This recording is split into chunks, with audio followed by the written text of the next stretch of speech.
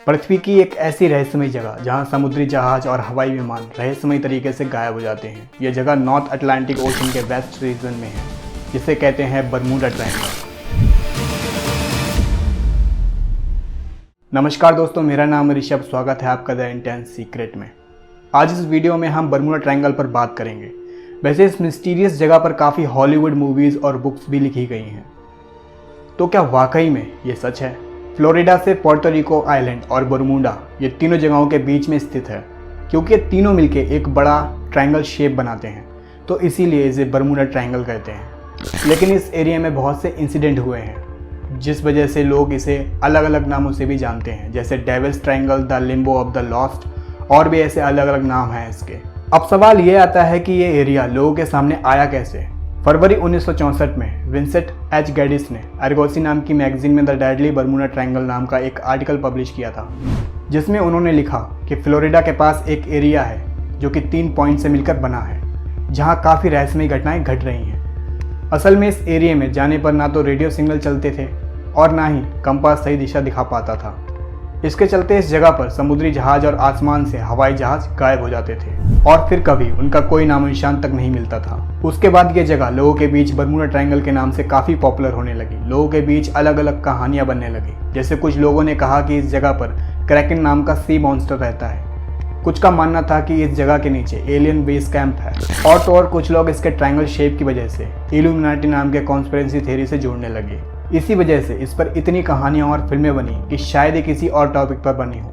और लोगों के बीच भी काफ़ी घटनाएं फेमस है, जिनमें से एक ये है 1888 में एलन ऑस्टिन नाम का शिप इंग्लैंड से न्यूयॉर्क के लिए निकला था। कुछ दिनों के सफ़र के बाद शिप के कैप्टन ग्रिफिन एक शॉर्टकट लेते हैं ताकि वक्त से पहले पहुंच सकें, लेकिन इस शॉर्टकट में बरमूडा ट्रायंगल बहुत पास पड़ रहा था। जैसे ही शिप बरमूडा ट्रायंगल के पास आता है तो कैप्टन ग्रिफिन को थोड़ी ही दूर पर एक बोट दिखाई देती है, जो कि बिना किसी पैटर्न के इधर उधर मूव कर रही थी।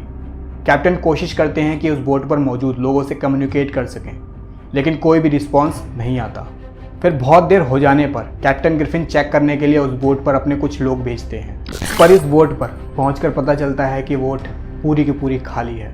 सबसे खास बात ये कि बोट काफ़ी अच्छी कंडीशन में थी। फिर ये सभी तय करते हैं कि इस बोट को अपने साथ न्यूयॉर्क लेके चलते हैं, जिसमें न्यूयॉर्क गवर्नमेंट इस चीज़ का पता लगा सके। लेकिन जब ये लोग इस बोट को आगे लेके चलते हैं, तभी एक भयानक समुद्री तूफान आता है और कुछ देर के लिए वो पूरी बोट गायब हो जाती है।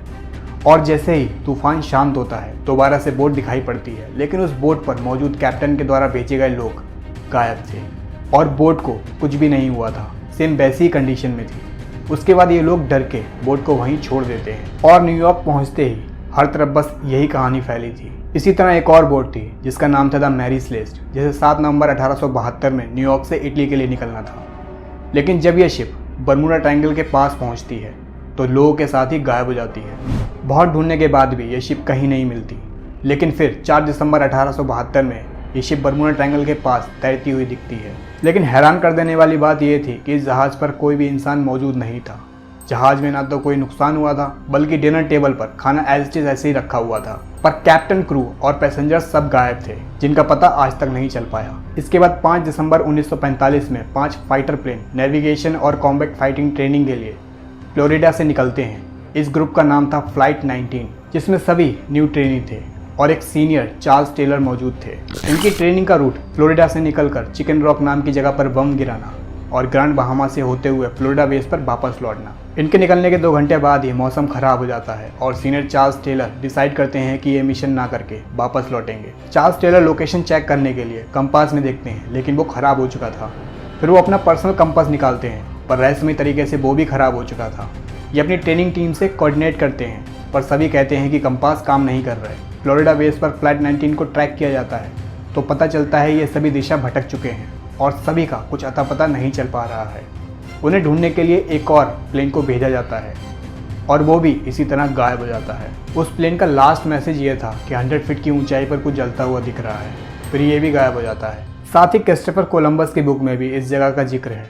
13 सितंबर 1492 में इस जगह के पास से गुजरते वक्त उनके कंपास ने काम करना बंद कर दिया था और इस जगह के बीच कैंडल जैसी कोई चीज़ जलती हुई आसमान से गिर रही थी और वो रास्ता भी भटक गए थे।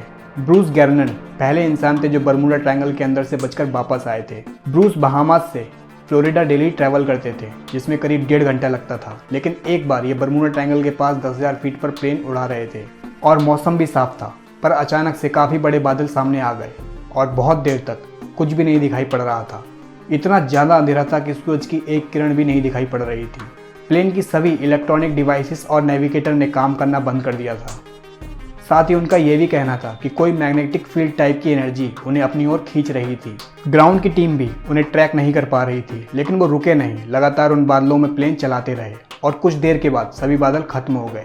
तभी उनका कांटेक्ट ग्राउंड टीम से होता है, लेकिन सभी हैरान रह गए थे क्योंकि प्लेन सिर्फ 45 मिनट में ही फ्लोरिडा पहुंच गया था, जो कि प्रैक्टिकली किसी भी तरह से पॉसिबल नहीं है। 250 की माइल्स की दूरी को 1.5 घंटे में डेली ब्रूस पूरा करते थे। जिस प्लेन का इस्तेमाल वो किया करते थे वो मैक्सिमम 180 माइल्स पर आवर्स की स्पीड पे ही चल सकता था। इस घटना पर उन्होंने एक बुक भी लिखी है। ऐसे ही जाने कितनी हज़ारों कहानियाँ फेमस है बरमूडा ट्रायंगल पर, लेकिन कभी आपने ये सोचा कि ऐसा क्यों? इसका सिंपल सा एक ही जवाब है कि लोगों को ऐसी रहस्यमयी कहानियाँ ज़्यादा पसंद आती हैं। वहीं कुछ रियल फैक्ट थोड़े से बोरिंग होते हैं, क्योंकि उनके सुन के ऐसा लगता है कि जैसे स्कूल या कॉलेज की क्लास चल रही हो। और यही चीज़ एक अपॉर्चुनिटी बन जाती है, क्योंकि बरमूडा का साइंटिफिक फैक्ट कितने लोग जानना पसंद करेंगे। लेकिन अगर मैं ये कहूँ कि बरमूडा ट्रायंगल के नीचे एक एलियन सिविलाइजेशन है, तो हज़ारों लोग इसे देखना और सुनना पसंद करेंगे।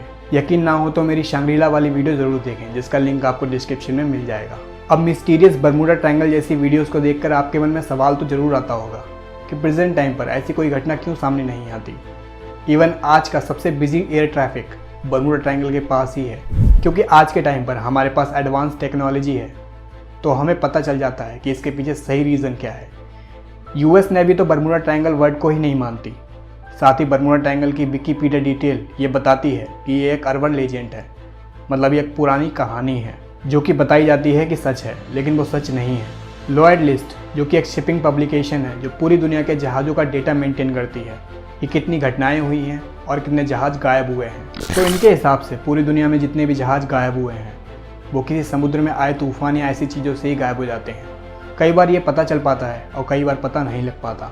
बरमूडा ट्रायंगल में करीब अभी तक 8,634 पानी के जहाज़ गए हैं, जिसमें सिर्फ 2 बार नेचुरल डिजास्टर की वजह से हैपनिंग हुई है।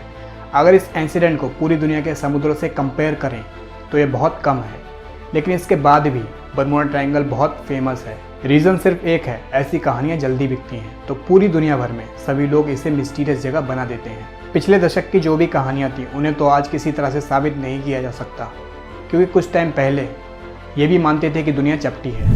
रही बात कंपास की, तो जब भी कंपास में नॉर्थ की लोकेशन देखी जाती है तो पृथ्वी के नॉर्थ की ज्योग्राफी से थोड़ा अलग ही दिखता है, क्योंकि पृथ्वी के 2 पोल सिस्टम है, एक मैग्नेटिक पोल सिस्टम और एक जियोग्राफिकली पोल सिस्टम, जिसे कंपास दिखाता है, जो कि पृथ्वी के एक्सिस ऑफ रोटेशन पर डिपेंड है, जिसे हम ट्रू नॉर्थ भी कहते हैं। लेकिन इस धरती पर ऐसी जगहें भी हैं जहाँ पर कंपास से चेक करने पर असली नॉर्थ पोल दिखाई देगा।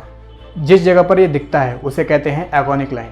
दोस्तों, ये बदलती भी रहती है, लेकिन बरमूडा ट्रायंगल पर ये काफ़ी समय से मौजूद है, इसलिए इस एरिया में कंपास प्रॉब्लम करता है, गलत डायरेक्शन दिखाता है। प्रेजेंट टाइम पर ये सब दिक्कतें इसलिए नहीं आती क्योंकि आज हमारे पास जीपीएस है, रेडार है, सोनार है, तो आज हमें ये सब सुनने को नहीं मिलता। साथ ही बरमूडा ट्रायंगल के एरिया में मीथेन हाइड्रेट की फील्ड भी है, तो जब मीथेन निकलता है तो पानी से मिलते ही उसमें बड़े बड़े बुलबुले बनते हैं और पानी की डेंसिटी कम हो जाती है। साथ ही जहाज़ जिस डेंसिटी पर बनाए जाते हैं उनकी डेंसिटी मैच नहीं कर पाती और वो डूब जाते हैं।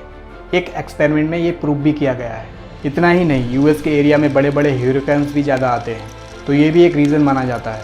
और भी ऐसे रीजंस हैं जिनकी वजह से समुद्र में ऐसे इंसिडेंट होते रहते हैं। 2016 में यूनिवर्सिटी ऑफ कोलोराडो की साइंटिफिक टीम ने बरमूडा ट्रायंगल की साइंटिफिक फ़ोटोज़ देखी तो उन्हें हेक्सागोन के शेप में बादल दिखाई दिए, जो कि बहुत कम दिखते हैं। ये बादल एक हवाई बॉम्ब की तरह होते हैं और एयरक्राफ्ट पर 170 माइल्स प्रति घंटा की रफ्तार से हिट कर सकते हैं, जिससे पूरा एयरक्राफ्ट बिखर कर टूट सकता है। तो दोस्तों, ये पूरी कहानी थी बरमूडा ट्रायंगल की। अगर आपको इस तरह की वीडियोस को देखना पसंद है तो चैनल को सब्सक्राइब कर लें, और हाँ, वीडियो अच्छी लगी हो तो लाइक करें। मिलते हैं नेक्स्ट वीडियो में।